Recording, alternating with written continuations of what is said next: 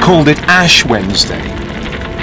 Throughout Egypt, British officials began to destroy sensitive documents as their enemies advanced.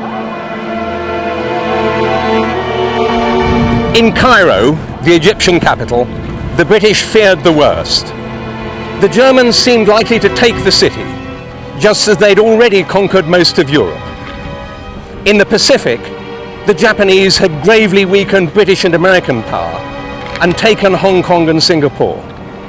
In the Atlantic, German submarines threatened to starve Britain into submission.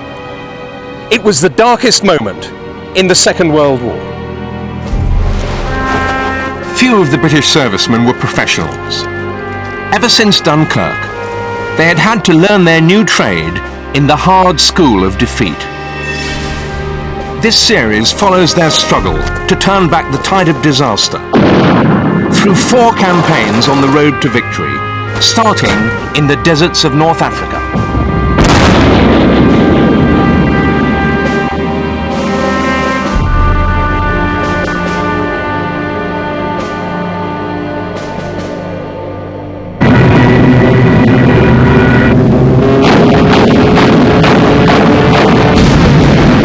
The Germans had come to North Africa the year before to defend their Italian allies in Libya. But now their aim was to take Egypt, and with it the whole of the Middle East.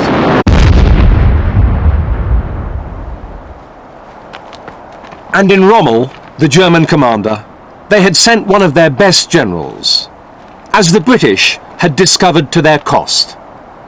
Rommel was a man who exploited every situation. He led from the front. He was most of the time in front with his soldiers. And we were against a very professional army, a very good army, and very well equipped, better equipped than we were. For the battered British soldiers, fighting Rommel in the desert became a struggle against nature as much as the enemy.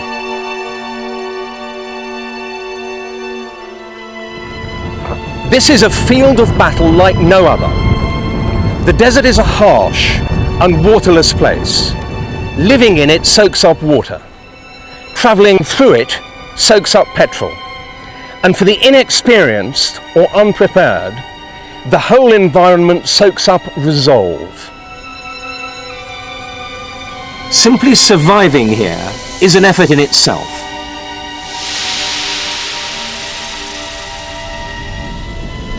The ration was 2 water bottles per day, 1 in the morning, 1 in the evening, 2 pints. And that had to do for everything. It had to do for drinking, for washing of clothes, everything. With no real landmarks, finding your way in safety is difficult. It was in the wilderness, you didn't know where you was. And of course the living conditions were more primitive than we'd ever known. And talk about Boy Scouts camping, it's no comparison, of course. Perhaps the most obvious thing about the desert was, to the men who fought here, the most peculiar. There were no civilians and almost no buildings to get in the way. Put simply, desert fighting was a tactician's dream. And in Rommel, the British were facing a master tactician. In 1942, the German commander was hoping to knock Britain right out of the war. His plan was to smash through the British army and take Egypt and the Middle East, and with it the oil supplies which kept the British war effort going. The British line rested on the coast at Gazala. Rommel swung his massed tanks round the desert flank of the Allied line and pushed in towards the British rear. His attack smashed into the disorganized British. Their tanks were split up in small units and unable to stop the German advance. I watched the Germans come over this ridge. And we've been told that the Germans had very little tanks. And I thought, well, I don't know where they've got all the tanks from, but somebody's given us wrong information here.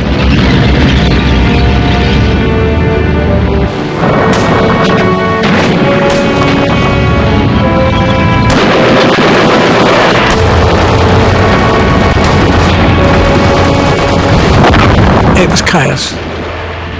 It was chaos. I mean, I'm being honest about that. We suddenly found ourselves surrounded, and we were ordered to break out in transport, every vehicle for itself. The 8th Army was in retreat. We really believed, and we were made to believe, that we had held all the aces. And then it all went wrong. And it's very hard then. Broken British units raced back along the coast to Egypt. Some of them found themselves overtaken by the advancing Germans. And we went through German positions.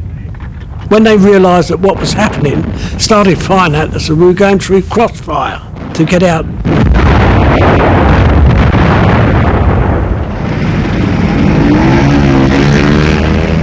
When we eventually got back, there was only enough men to form one company out of 2 companies. I must admit, we probably thought, well, this could be the end.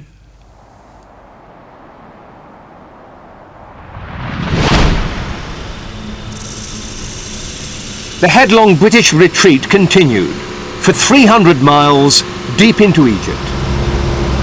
The lack of obstructions in the desert meant that movement along the Mediterranean coast was astonishingly fast. Because the desert had no value in itself, vast areas of it could be given up in order to buy time.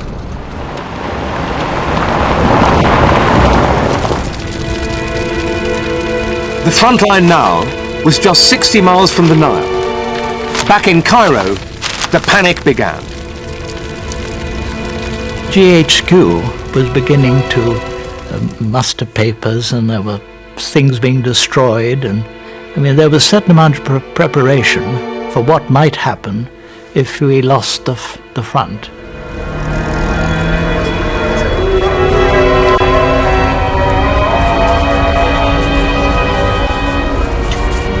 And in the Egyptian bazaars, the rumours ran rife. Many Egyptians were unhappy with British domination and looked forward to a German victory. The British knew that information was reaching the Germans.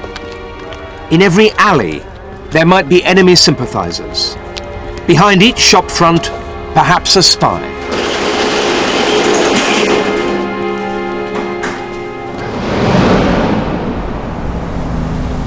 As the retreat continued and the situation got worse, the Commander-in-Chief sacked the army commander and took charge himself. His name was Claude Auchinleck.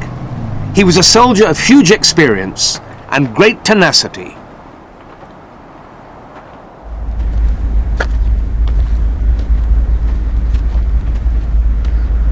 As the battered British and Commonwealth units arrived, he ordered them to take up defensive positions near an obscure railway halt called Alamein. This would be the last line of defence before the Nile Delta. The Alamein position was the strongest natural barrier in the Western Desert, for it was impossible to outflank. To the north lay the Mediterranean Sea. From there, the British line stretched south for 30 miles, where it rested on another impassable barrier. I'm standing right on the edge of the Qattara Depression, which falls away 200 feet below sea level into a sea of shifting sand, passable to a few camels, but a showstopper for a Second World War army. If Rommel was going to attack, he'd have to break the British line. All this was closed to him.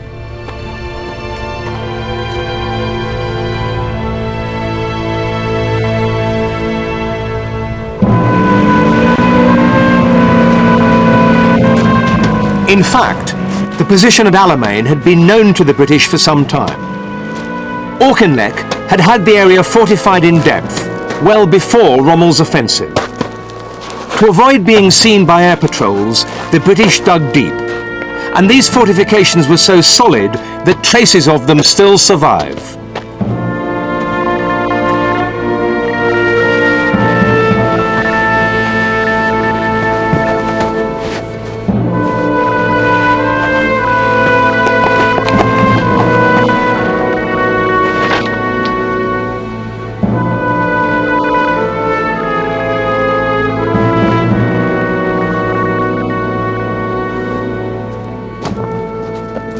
So this is where the broken 8th Army rallied, with some of its units taking up position in concrete emplacements like this. I think this one has been some sort of headquarters. It's well tucked into the desert, and it's littered with rusty oil and petrol cans. In front, there were deep minefields. Behind, Auchinleck had massed the army's artillery, ready to pour concentrated fire onto the Germans when they attacked.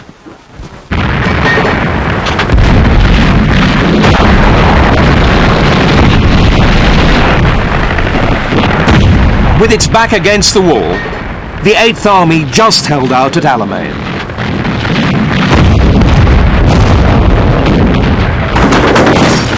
It had not been beaten, but it had been shaken.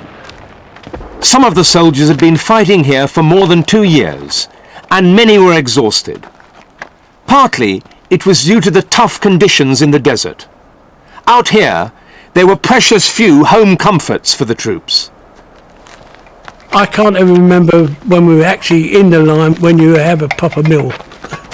When you'd open a tin of a can of bully beef, of course, it sort of half floated out the can because the heat had melted all the fat that's in there. And you used to get these very hard biscuits, and half of them was left over from the 1914 war.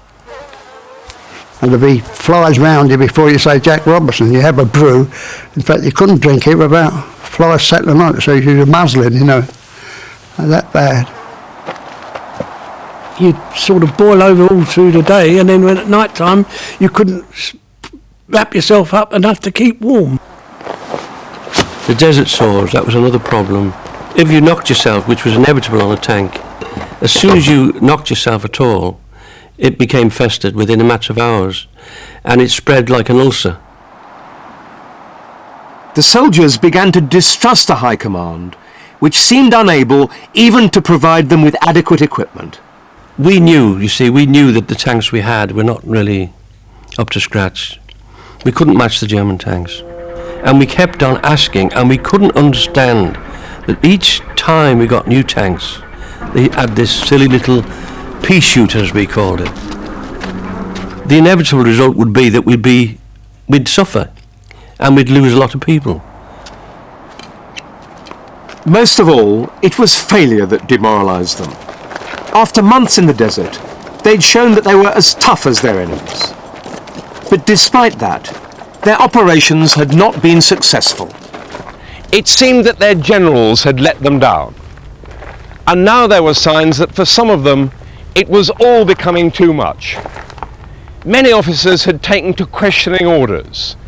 Others had been relieved because of exhaustion. Commonwealth troops often distrusted British officers. Infantry was suspicious of armour. Brave but baffled was how the Prime Minister Winston Churchill described them. And now it was time for him to take a hand.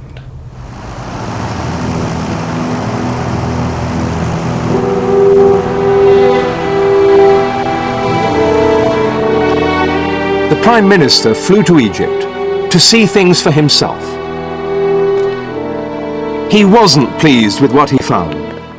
He urgently needed a victory, and Auchinleck was adamant that there could be no offensive until at least September. A visit to the front left him even more depressed.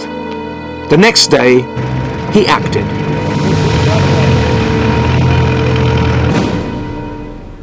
A new commander-in-chief was appointed. He was General Sir Harold Alexander, a charming and steady warrior with a reputation for calm efficiency. And there was a new commander for the 8th Army too, Lieutenant General Bernard Montgomery. His task was to destroy the Africa Corps and throw Rommel out of Africa. Rommel was still hopeful of a final victory, a victory which might even be a war winner. Far away in Russia, the German armies had reached the Caucasus. From there, they might be able to threaten Persia and Iraq. Combined with a desert thrust through to Cairo, such a move might still give Hitler control over all the oil in the Middle East and knock Britain out of the war.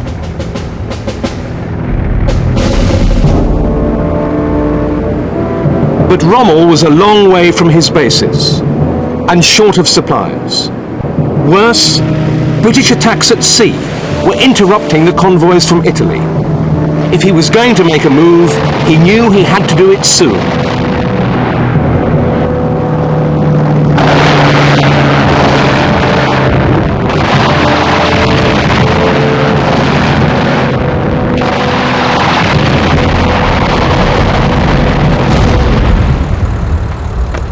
Rommel's new opponent swept into his task like a tornado.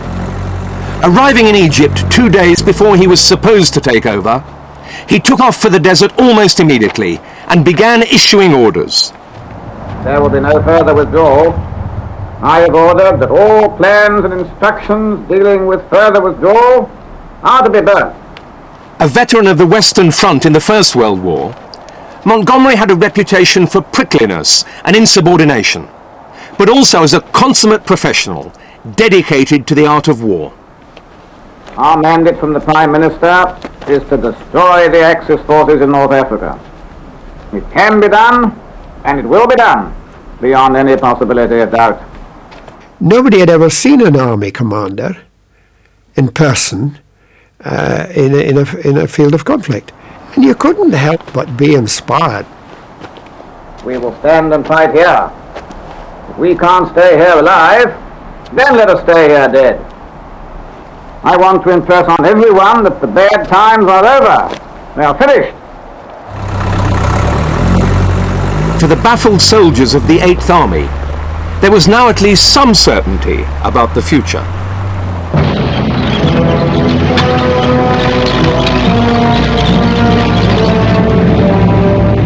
A fortnight after Montgomery took over the British Army, Rommel made his move.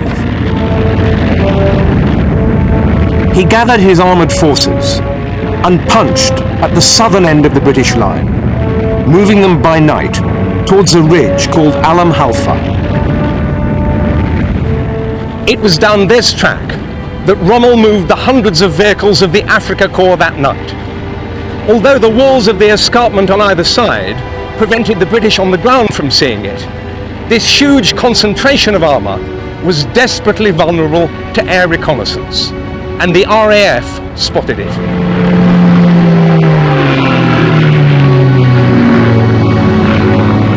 Montgomery's army was expecting them.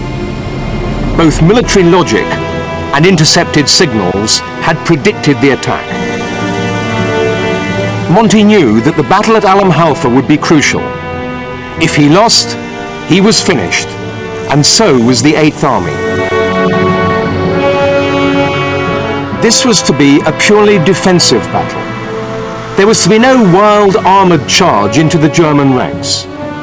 Montgomery thought that too many tank officers were still cavalry soldiers at heart. They hadn't learnt the lessons of armoured warfare.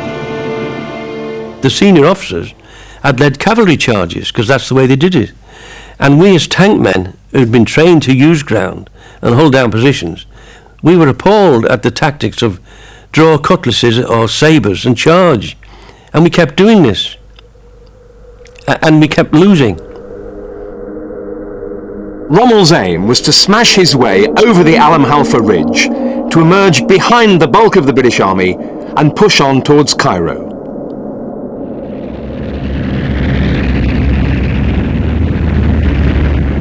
The Germans advanced with soft-skin vehicles as well. They had staff cars and people like that, reconnaissance, sometimes motorcycles as well, you see.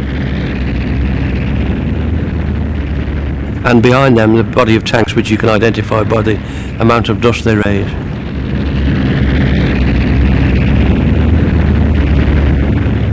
Once he knew the direction they were taking, Montgomery gave the final orders for the tanks to plug the line.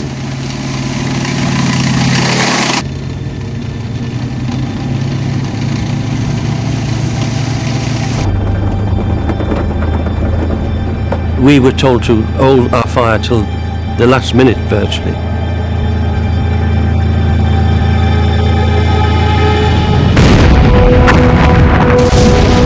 Suddenly, the guns opened up, and then flames, people bailing out, machine guns shooting them down. general panic, a halt, people trying to get away, tanks withdrawing. Obviously a lost cause. What must have been for them quite horrific. But very pleasing from my point of view. It was the first time I'd been in a shooting gallery shooting at the target instead of being the target. Having halted Rommel's advance, Montgomery called in the power of his artillery and air force.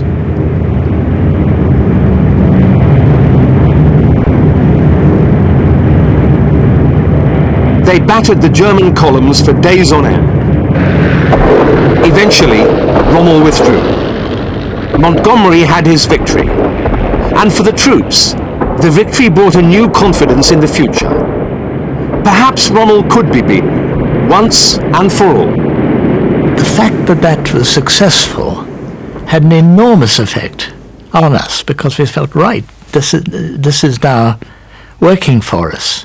Then there's no reason why we shouldn't do it anywhere else. The dominance of the Desert Air Force at Alam Halfa shocked the Germans, and it was a promise of things to come. Slowly, the British won command of the air. And the big change came when our Spitfires arrived. And the first thing we heard was, with our little radios, we were able to often pick up the German planes. And we heard a German voice saying, "Achtung, Spitfire." And the Spitfires then arrived. The climate changed, as you can imagine. And we all cheered each time the Spitfires came over and did their stuff. And we were able to walk in the sunlight from then on.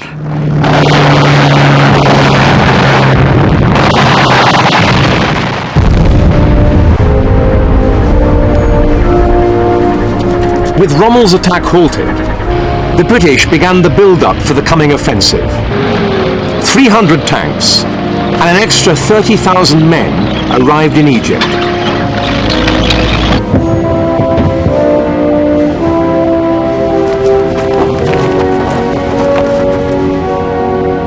Just the sight of all the supplies and reinforcements was exhilarating for the old desert hands. At last, the things you'd asked for were being delivered. And then you saw Sherman tanks with 75mm all-round Travers. This was another army.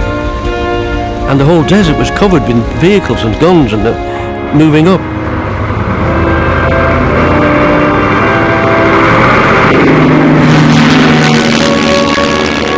In 2 months, Montgomery was ready.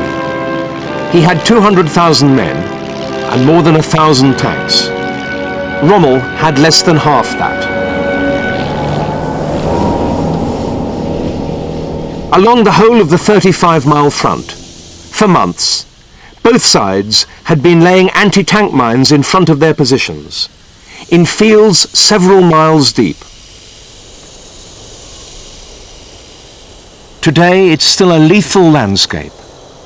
Hundreds of mines left over from the fighting litter the battlefield, nearly 60 years on.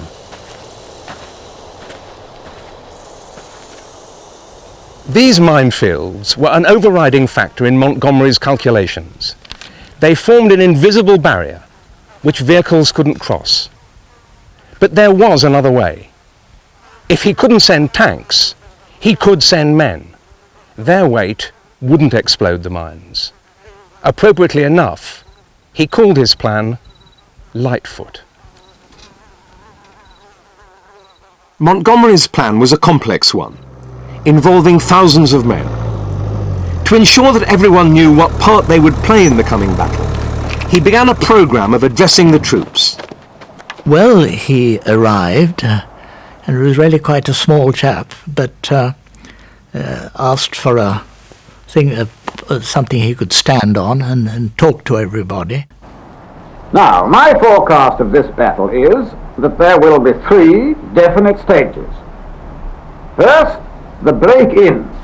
You knew he was in command, there's no doubt about it, and you didn't tend to drop your gaze if he was looking at you or look away somewhere else. You were held by him. Then, the dogfight. I believe that the dogfight battle will become a hard killing match and will last for 10 or 12 days. He made people believe in that, you know, this was going to be it, and everything would be planned to the last detail. The enemy will crack. Then will come the breakout. And that will lead to the end of Rommel in Africa.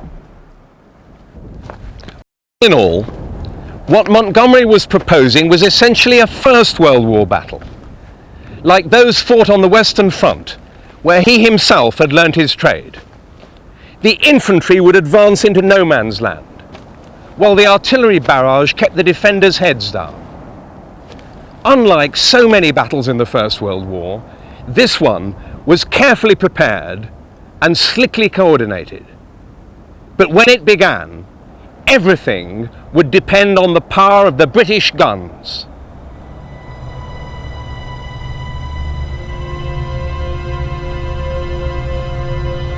Montgomery fixed the date for the 23rd of October.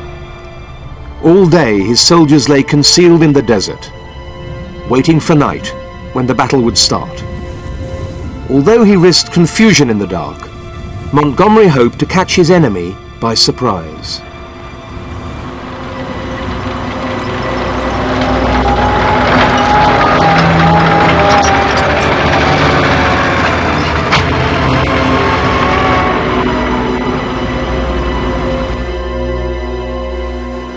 It was very dark then. It was just before the moon. You could see in the eastern skyline the oncoming moon beginning to light up a bit. But you knew, because you rehearsed it all, that everything was happening. You could hear the soft crunch of sand behind you, as you knew which company that was and where they were going to their location. It was a thoughtful period. You knew that tonight was going to be the real stuff. I don't think anybody would be human if they didn't go through a bit of panic. We had the thoughts of our families and our friends, and always a man will think, well, if it happens to me, well, it happens to me. But at least I hope that when it does, I won't be suffering. I'll have done my bit.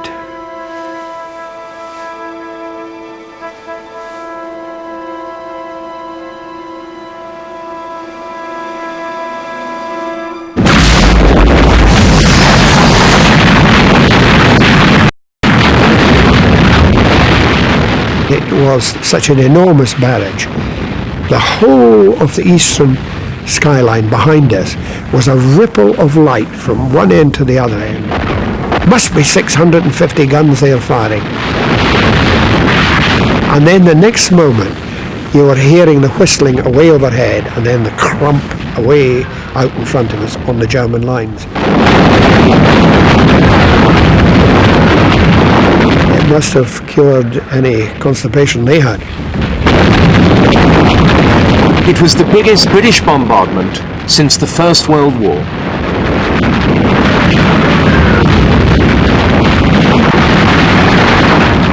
You didn't hear anything coming back from the enemy of that sort of volume. It was spasmodic firing. It was the firing of people who had been caught unawares. After 20 minutes of the barrage, the leading troops, in this sector, Highlanders of 51st Division, began to advance slowly, in extended line, into the minefield. Their objective was the crest of that low ridge called Miterea, on the horizon. Behind it were Axis tanks and guns. In front of it, the enemy infantry, with rifles and machine guns, bayonets and grenades, were dug in and behind the minefield.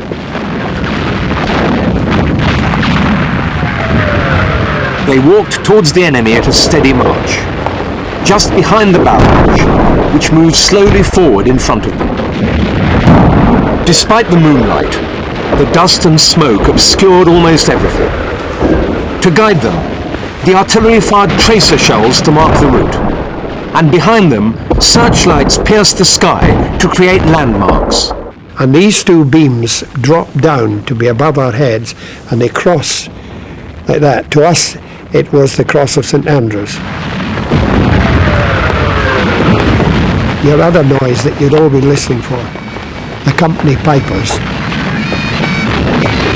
They were there, and we knew that we were the Highland Division going into battle.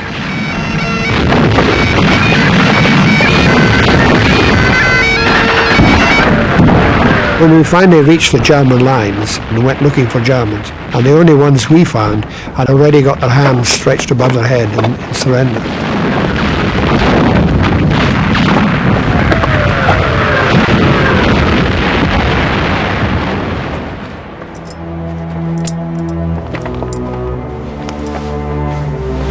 For Montgomery's plan to succeed, it was vital that clear lanes were marked out through the minefields, not just for the tanks, but for transport vehicles, so that the infantry could bring up ammunition and supplies.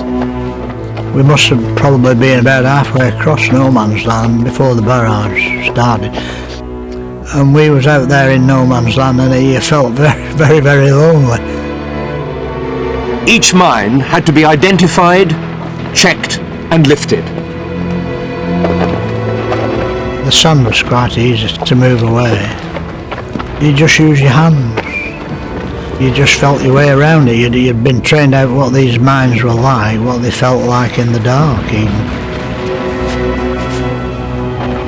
If there was a German telemine, the fuse is on the top and has a pin attached to it. You push the pin in, you unscrew the top off it. That mine was safe then.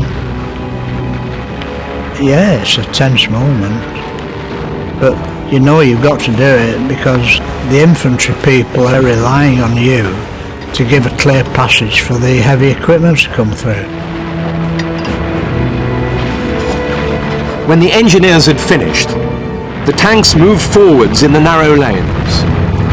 The tanks would emerge from the minefields before dawn broke to await the German counterattack. At least, that was the plan.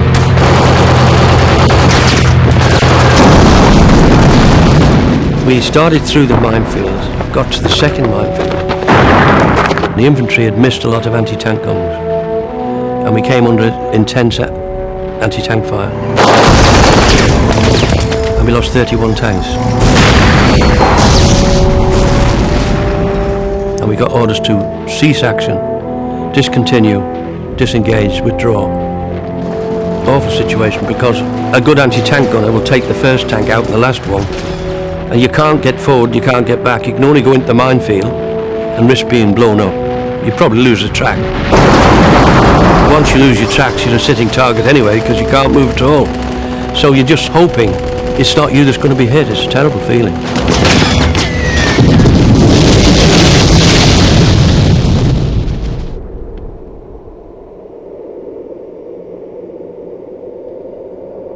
As dawn broke on the morning after the attack, it was clear that the army had not, in fact, achieved its objectives.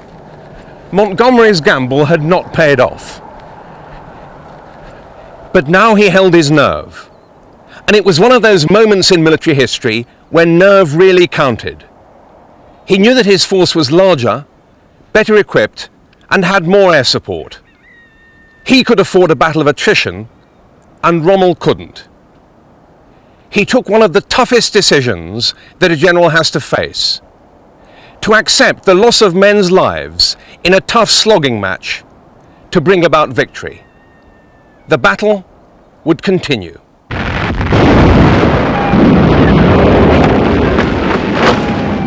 After all, we managed to do it at Alan Halfa, so of course we could do it here. It was only a matter of throwing more people in, I'm afraid. It worked in this way that wherever there was a weakness in the enemy defences, the troops would move forward, sometimes 100 yards, sometimes longer, sometimes shorter. That edging forward, you were crumbling at the defences, so all the time the pressure was on them. Rommel had been on sick leave. He returned to find his deputy dead, his army under continuous heavy bombardment with little air cover. As ever, he was short of fuel. At one point, his army had only 3 days' supply of petrol.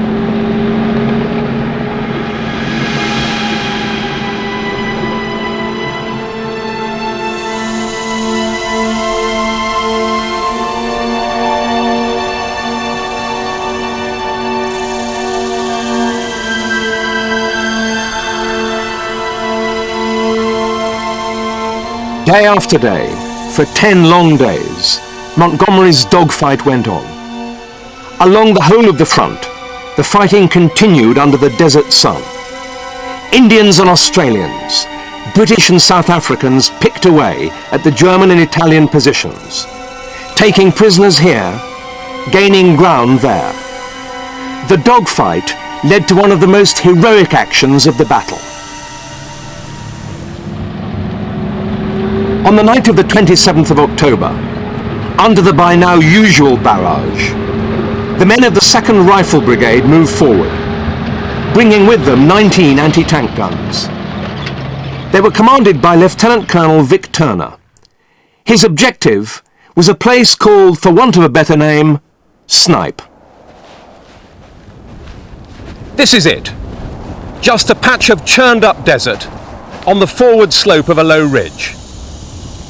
They arrived after dark and began to reconnoitre the surrounding area.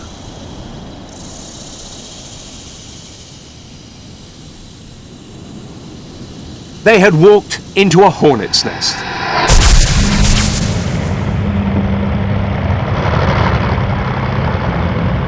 Just north of us, about 1,000 yards away, was a tank Liga of over 30 German tanks.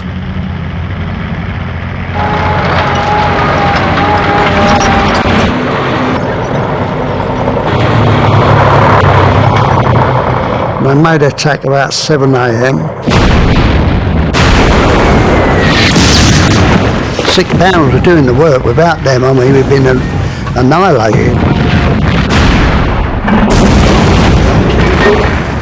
As the crews bailed out of their tanks, if they ever survived, we'd be shooting them down like rabbits.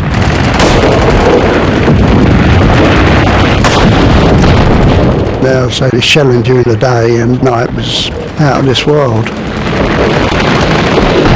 As the riflemen fought on, the shells hurtled down on their position. Several times that day, they were bombarded by their own side. We got the hell of a time from our own 105mm guns. And of all the unpleasant things in a very unpleasant day, I think that was the most unpleasant. The Germans attacked the British at Snipe all day in waves, even penetrating behind the British lines. I looked at the rear, about 200 yards to my rear, there was a German Mark III. And I said to the lads, I said, blimey, a German tank there. Oh Christ, he's seen us now, you know, we've had it now. And the next thing I heard was this explosion. And then I smelt burning rubber and all that. I looked back and this tank had been knocked out.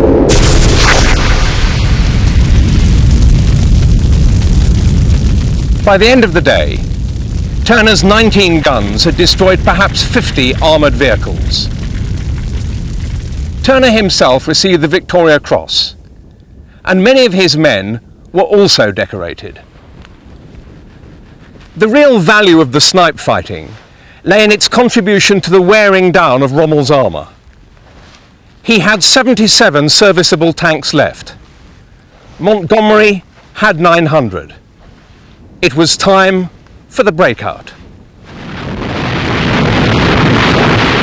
Again, the British guns roared out in the darkness. Again, the infantry set off across the desert, spraying enemy positions with small arms fire, lobbing grenades into their trenches. But this time, the going was easier.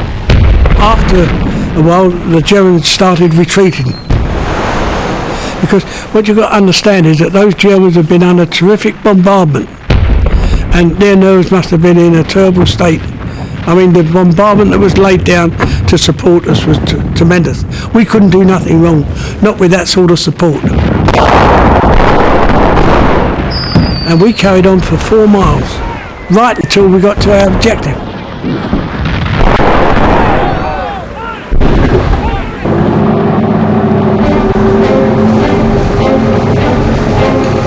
The 10-day dogfight had paid off. Now it was time for the armoured assault that Montgomery's army had worked so hard for. We got through the minefields and broke into the open ground. And then, from my point of view, it was purely a question of going forward and attacking. This was going to be tank warfare as we'd done before, and we had a lot better tanks. We had the aces for once. The battle raged then. It was just a personal thing then.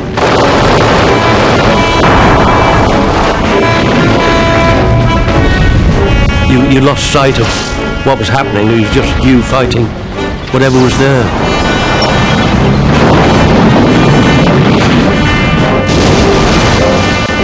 The Axis troops began to pull back, despite a message from Hitler saying that there would be no retreat.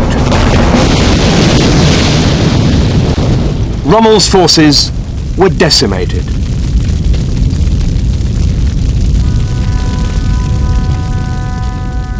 I was still a bit sceptical because I'd fought Rommel for a long time, and there were times before when we thought we defeated him. But when I saw the devastation and the knocked out tanks and some of the most modern supercharged Mark IVs with the 75mm gun on destroyed, and the anti-tank guns and the dead and the prisoners, columns of prisoners, I thought, no, I can't see these going to recover.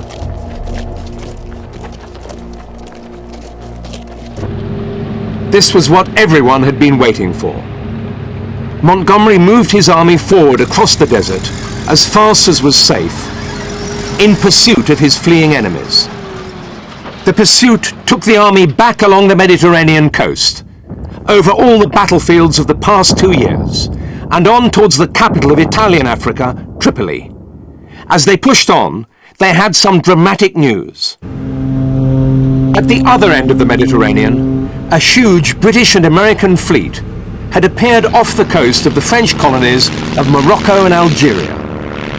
They were to land another army in Rommel's rear. There was now no hope for the Afrika Korps. And so, 3 months to the day after the Battle of Alamein began, British and Commonwealth forces entered Tripoli. They had achieved the aim they had set themselves so long ago. The success brought a new spirit to the 8th Army.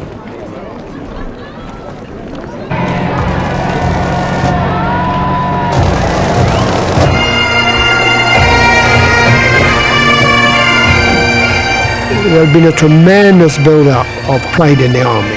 The 8th Army title became to be known as something that you wanted to be in. It had risen from almost obscurity into this newborn army. So it meant a lot to people.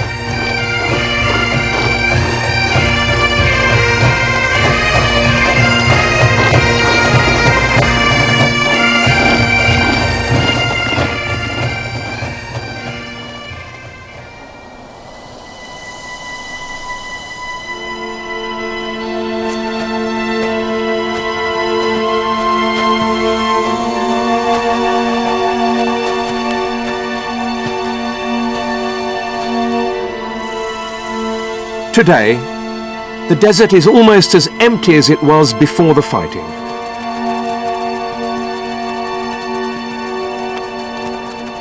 The train still chugs up the railway line twice a day.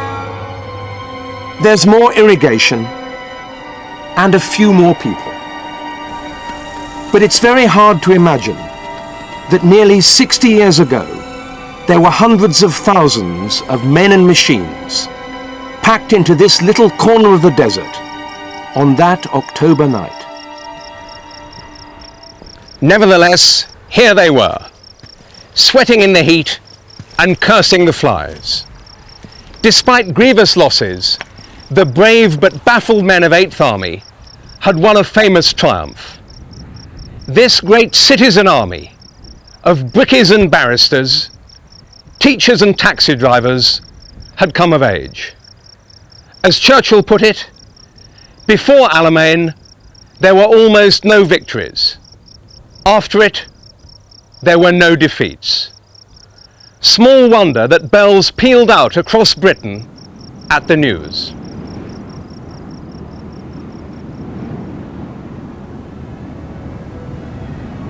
Elation. Somehow the signals had got on to the London Radio AM, and we heard this amazing sound coming all that distance from London into the desert.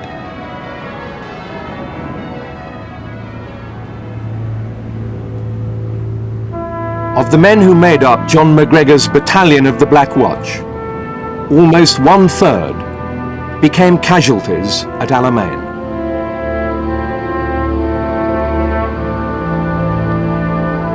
You all know that if you're a soldier, your life's on the line.